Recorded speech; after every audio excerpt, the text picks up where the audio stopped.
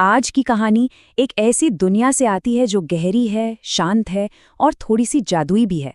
ये कहानी है एक ऐसे लड़के की जो अपनी जिंदगी में कुछ बड़ा नहीं चाहता था, बस थोड़ी सी खुशी और शायद किसी का साथ। लेकिन किस्मत ने उसके सामने कुछ ऐसा रख दिया कि एक पल को वो खुद भी नहीं समझ पाया कि ये वरदान है या अभिशाप। हम बात कर रहे हैं फिल्म लव माय सेंट की। एक ऐसी कहानी जो प्यार को एक एहसास तो मानती है, पर साथ ही एक सवाल भी खड़ा करती है।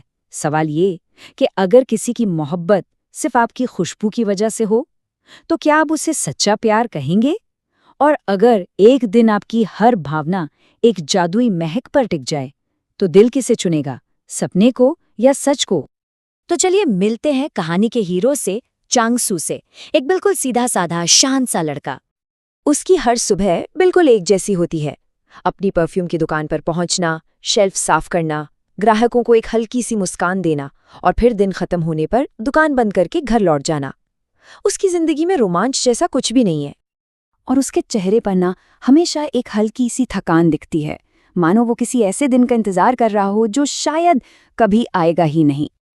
लेकिन चांगसू के इस शांत से दिल में एक छोटा सा राज भी है। वो एक लड़की को पसंद करता है, आइन। वही लड़की जो अक्सर दुकान पर आती है और बस मुस्कुरा कर चली जाती है। सोचता तो हर बार है कि आज बात करूंगा, पर जैसे ही वो सामने आती है उसकी हिम्मत जवाब दे जाती है। लेकिन फिर एक दिन कुछ ऐसा होता है जो उसकी पूरी दुनिया को पलट कर रख देता है। उस दिन दुकान में एक बूढ़ी औरत आती है। उसकी आंखों में एक अजीब सी गहराई है। वो चांगसू के सामने आकर रुकती है और कहती है, ये जगह खुशबुओं से भरी है, लेकिन तुम्हारी जिंदगी अब भी खाली है। इससे पहले कि चांगसू कुछ समझ पाता, वो औरत उसके हाथ में एक छोटी सी शीशी रख देती है और कहती है, ये चाहत है। अब चांगसू हैरान था, ये क्या था? कोई मजाक या सच में इस परफ्यूम में कोई जादू था? तो अब सवाल ये था कि ये जादू वरदान था या एक अभिशाप, और इसका जवाब चांगसू को बहुत जल्द मिलने वाला था। शुरुआत में ना छोटे छोटे इशारे मिलते हैं। एक ग्राहक जो उसे कभी नोटिस तक नहीं करता था, अचानक उसकी मुस्कान की तारीफ कर देता है। और फिर आइन आती है, और इस बार कुछ अलग था। उसका देखने का अंदाज बिल्कुल बदला हुआ। वो इसके पास आती है और बहुत ही नरमी से कहती है, आज तुम अलग लग रहे हो, कुछ बदला है क्या? चांगसू का दिल जोरों से धड़कने लगता है। यही तो वो पल था जिसका उसने सपना देखा था, पर वो जानता था कि ये सब उस जादू की वजह से है। और यहीं से ना उस जादू का दोहरा असर दिखना शुरू हो जाता है। देखिए, एक तरफ तो थी आइन की वो प्यारी सी मुस्कान और उसका ध्यान, लेकिन दूसरी तरफ एक ऐसी मुसीबत खड़ी हो रही थी जिसकी चांगसू ने कल्पना भी नहीं की थी। परफ्यूम का असर सिर्फ आइन तक ही नहीं रुका। अब तो दुकान में औरतों की भीड़ लगने लगी। वो उसका ध्यान खींचने के लिए आपस में लड़ने लगी। कोई उसे परफेक्ट बॉयफ्रेंड बता रहा था, तो कोई उसे अपना सोलमेट मान बैठा था। मतलब हालात पूरी तरह से कंट्रोल से बाहर हो रहे थे। ये सब देखकर चांगसू अब पूरी तरह से कंफ्यूज था। उसे समझ नहीं आ रहा था कि ये खुशी है या डर, प्यार है या पागलपन। और यहीं से उसके दिल और दिमाग में एक जंग शुरू हो जाती है। एक रात वो अकेला बैठा बस यही सोच रहा था कि अगर आइन सच में मुझे पसंद करती है, तो ये सब इतना बनावटी क्यों लग रहा है?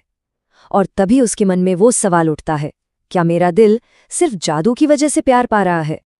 और फिर वो खुद से वो सबसे मुश्किल सवाल पूछता है जो उसे अंदर तक हिला देता है, क्या मैं बिना किसी जादू के किसी की सच्ची मोहब्बत के काबिल भी हूं?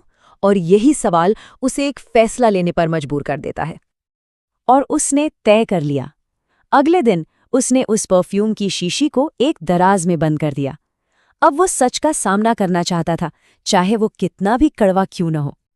तो अब देखते हैं कि उस जादू के बिना क्या हुआ। क्या हकीकत उतनी ही दर्दनाक थी जितनी चांगसू सोच रहा था, या कुछ और? धीरे धीरे उस जादू का असर कम होने लगा। दुकान के बाहर की भीड़ छंट गई।